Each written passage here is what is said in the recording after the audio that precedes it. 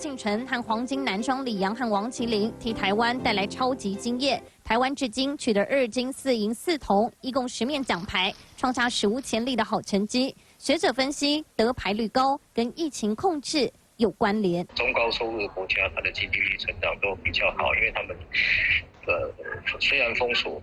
但是因为 NPI 做得不好，那封锁造成经济下降。疫情高流行的国家没有严格实施非药物介入措施，疫情冲击选手和训练。美国总计拿下121面奖牌，英国也有67面。虽然冬奥还没比完，但明显奖牌数有落差。而在一开始疫情得以控制的台湾，在这次冬奥拿的奖牌数远远超过里约奥运。起码我们这次在疫情里面，台湾控制得非常不错，还可以去比赛，没有运动员受染疫。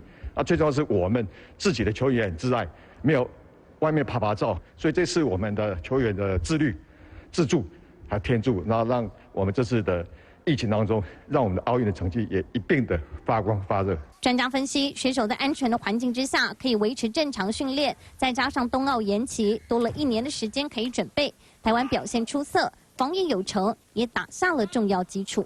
30人黄大丰、陈佑荣台北报道。